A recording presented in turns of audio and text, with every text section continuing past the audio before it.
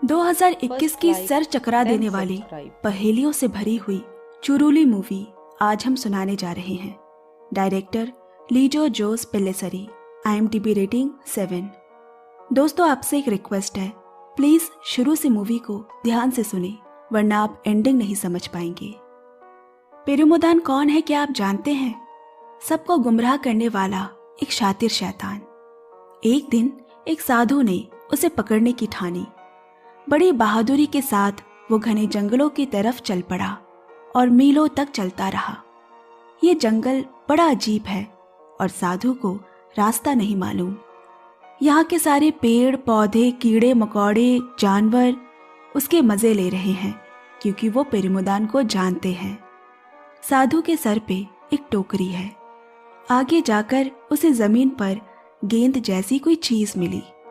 साधु ने उसे उठाकर अपने सर पर रखी टोकरी पे रख लिया। कई घंटों बाद उस टोकरी में हलचल होने लगी। वो गेंद दरअसल एक वर्मी नाम का जीव था। घंटों तक इधर उधर भटकने के बाद वर्मी ने साधु से दाएं रास्ते पे मुड़ने को कहा। साधु दाएं मुड़ा, फिर बाएं मुड़ने को कहा। साधु बाएं मुड़ा, और ऐसे ही दाएं बाएं करते करते कहा जाता है आज भी वो साधु उसी जंगल में भटक रहा है। लेकिन साधु को पता ही नहीं कि वो शैतान को अपने सर पर लिए घूम रहा है। अब दिखाता है, दो लोग एक शातिर मुजरिम जॉय को पकड़ने बस से किसी चुरुली नाम के गांव जा रहे हैं। उनमें से एक अनुभवी पुलिस वाला है जिसने अपना नाम बदलकर एंथोनी रखा, और दूसरा जो कि एक नौसिखिया है, उसका नाम शाहजीवन रख दिया।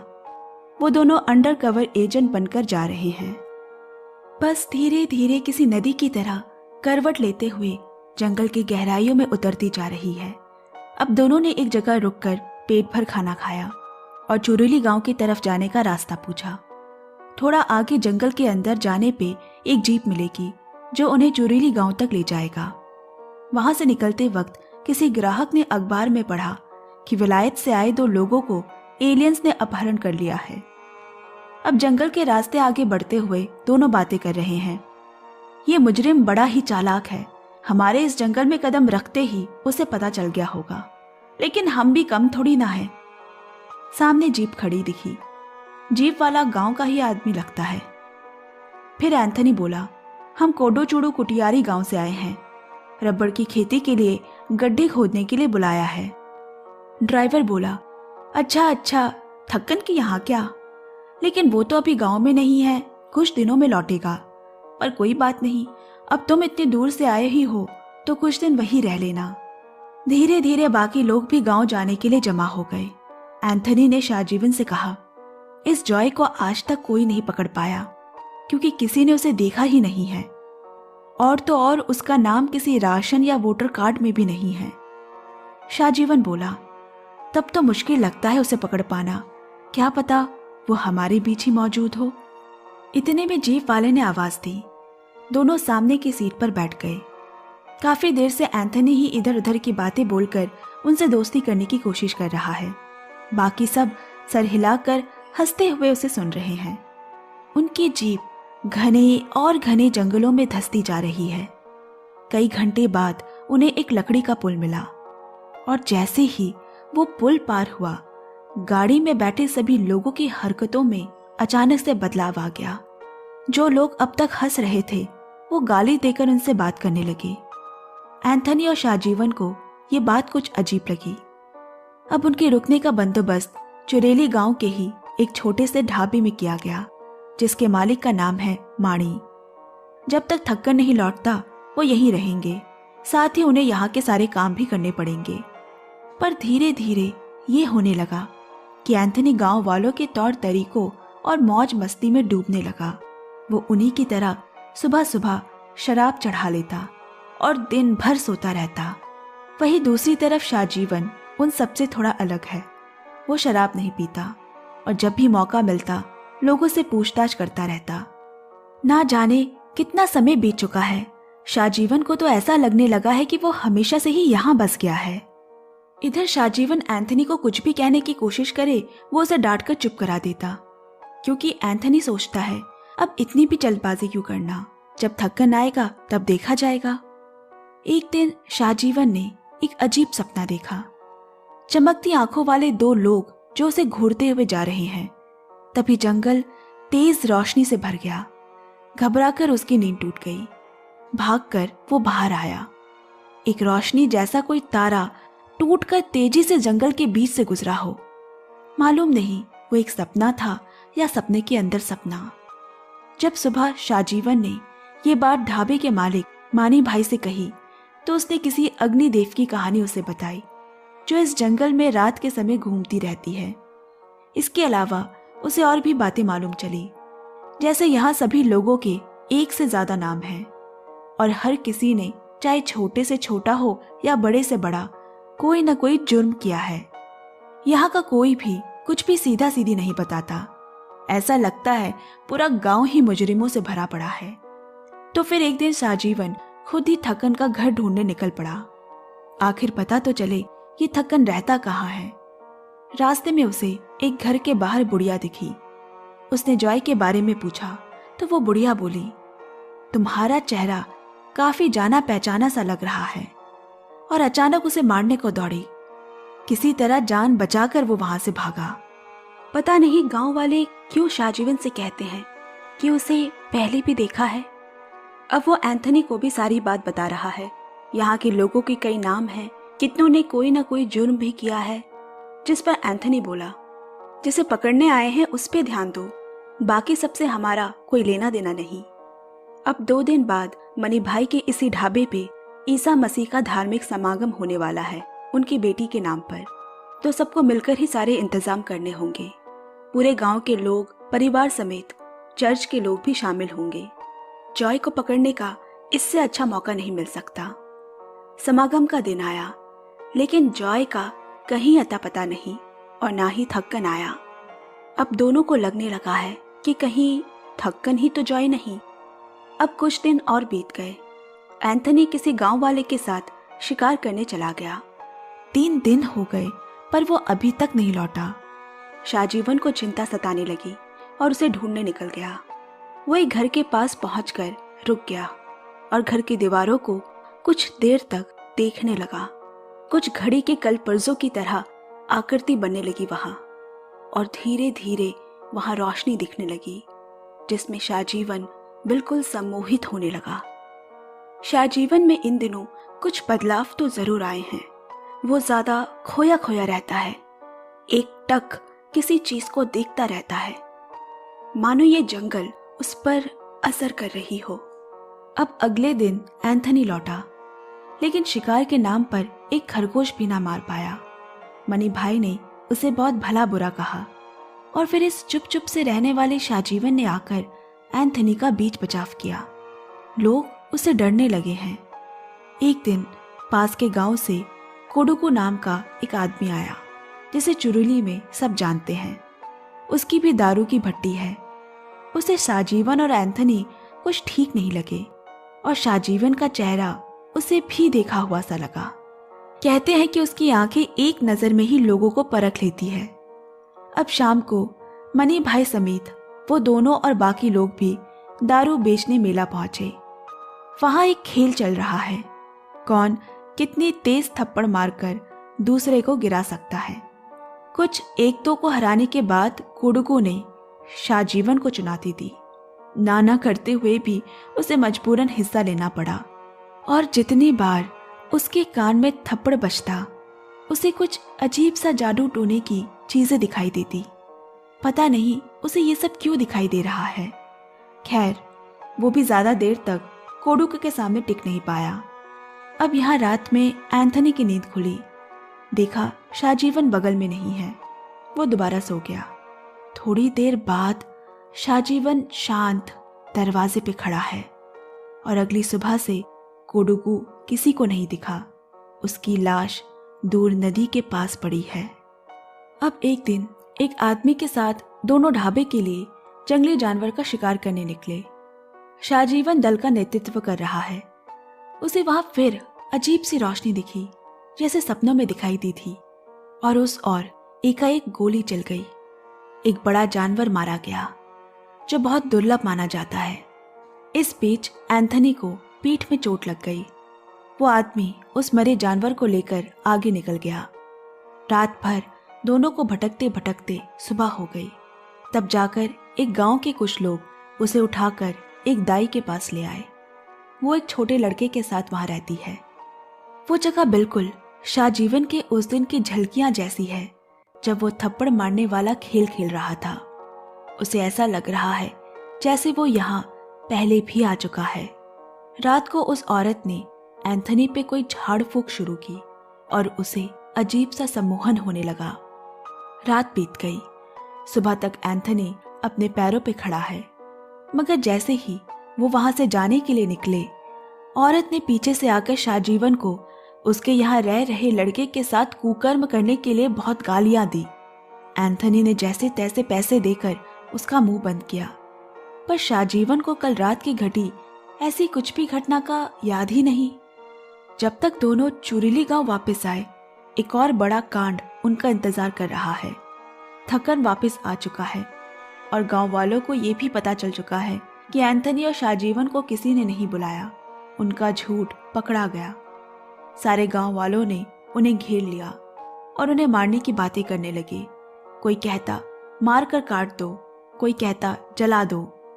जब कोई रास्ता न सूझा, शाहजीवन ने बचाव में एक गोली हवा में चलाई और पूरी भीड़ तितर बितर हो गई। हम पुलिस वाले हैं, कोई भी चालाकी ना करे। थकन कोई किनारे कर एंथनी बोला, बता तू ही वो शातिर मुजरिम जॉय है ना? नहीं नहीं साहब, मैं नहीं हूं, मगर मैं जानता हूं कि वो कहाँ है। दोनों थकन के पीछे जॉय को पकड़ने निकल पड़े। अब वहां पहुंचकर जॉय तो उन्हें मिला, लेकिन वो तो पिछले 2 साल से अपाहिज है, बिस्तर पे लेटा हुआ है। उसकी बीवी ने रहम की भीख मांगी। शाहजीवन बोला, इसे तो मैं कल कोर्ट में पेश करके रहूंगा। बहुत मुश्किल के बाद हाथ आया है।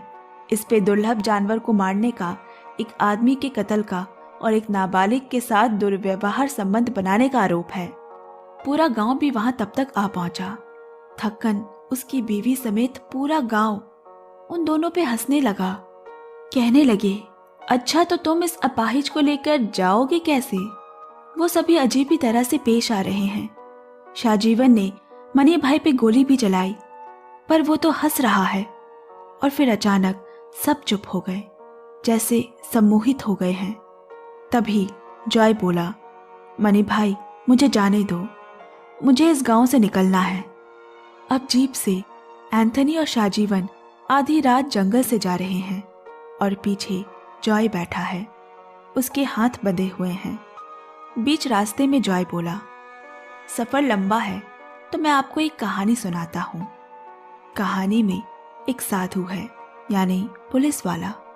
वो किसी मुजरिम को पकड़ने जंगल आया है और अपने साथ किसी और को भी लाया है।